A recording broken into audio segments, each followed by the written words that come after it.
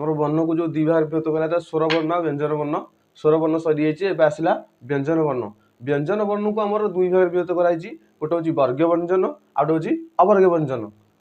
वर्ग व्यंजन आउ गोटे हूँ अवर्ग व्यंजन।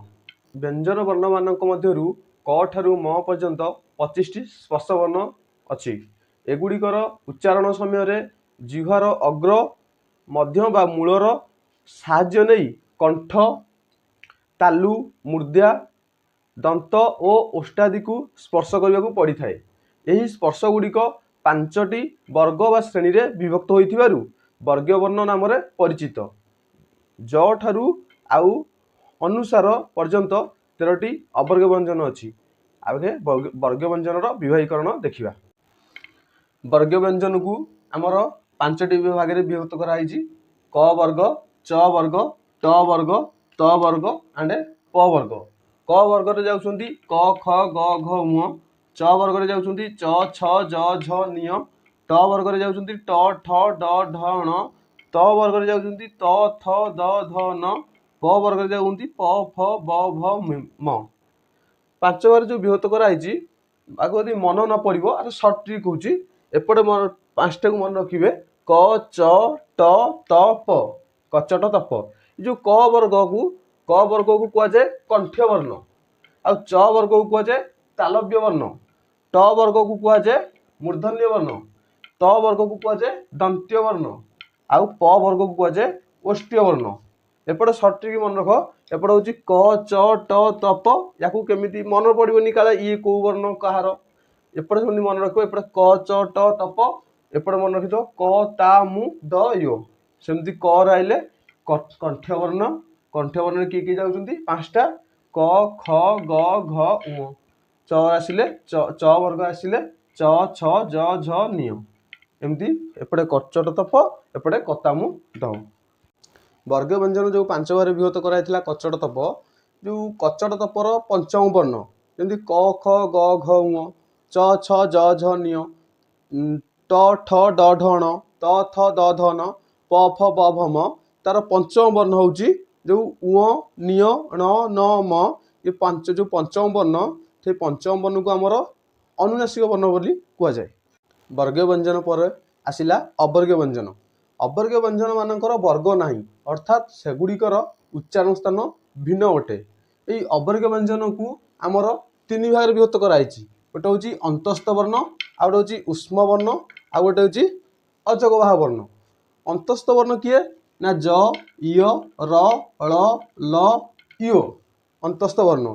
उच्चारण क्षेत्र में एगुड़िक स्वर और व्यंजनर मध्यवर्ती हेतु एकु अंतस्थ वर्ण कहुए। तापर है उष्म वर्ण स स स ह। यही स स स ह को उष्म वर्ण कहुए कहीं एना एगुड़िकर उच्चारण रे अधिक रु अधिक उष्मता निर्गत होइथिबारु याकू उष्म वर्ण कहुए। उष्म वर्ण पर आइला अजगवाह वर्ण। अजगवाह वर्ण रे जाउछंती अनुसार विसर्ग आउ चंद्रबिंदु। यही वर्ण गुड़िक स्वर किंबा व्यंजन वर्णर आश्रय बिना उच्चारित हो पारती नहीं एणु एगुड़ी आश्रित वर्ण कहुए। देखिबा अनुनासिक वर्ण। अनुनासिक वर्ण किए किए ना उ निय ण न म अनुसार एंड चंद्रबिंदु। आमर जो वर्ग व्यंजन जो 5 भाग विभक्त कराइथिला कचट तप जो क ख ग घ ङ जो पंचम वर्ण वर्ग व्यंजन पंचम वर्ण को अनुनासिक वर्ण कहुए। एबे देखिबा अल्प प्राण व्यंजन। जो वर्ण मानकर उच्चारण रे अल्प प्राण बा वायु निर्गत हुए ता सेमानकु अल्प प्राण व्यंजन कहुए।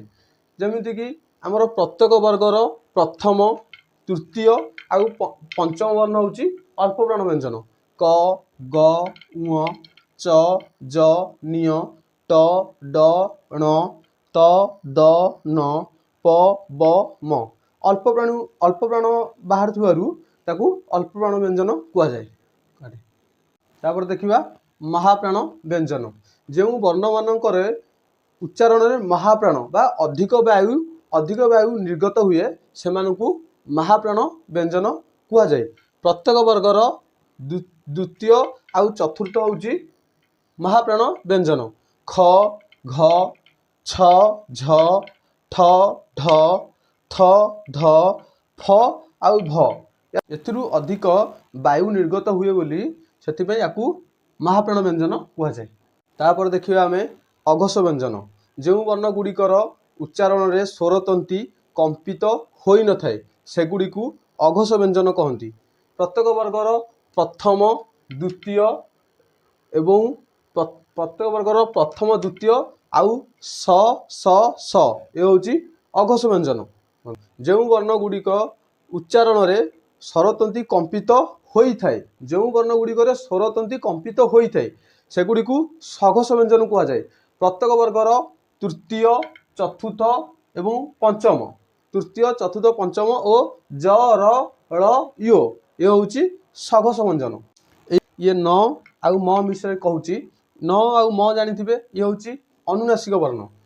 यही वर्ण दे अनुनासिक वर्ण किंतु मात्र शब्दर आद्यर रहिले अनुनासिक होई न थांती। आद्यर माने प्रथम रहिले न आउ म शब्दर प्रथम रहिले अनुनासिक हेबे नहीं। जेमती जन बन ये होची अनुनासिक किंतु नजर नब प्रथम रु न रहिले ये अनुनासिक हेबे नहीं। शेष कही रखुची ज आंड य ओडिया वर्णमाला रे ज आंड य होची पृथक वर्ण। ए दुईटी होची पृथक वर्ण। एबे हमर ध्वनि वर्ण और वर्णमाला सरी जाइछि। देखा नेक्स्ट चैप्टर रे। जय जगन्नाथ।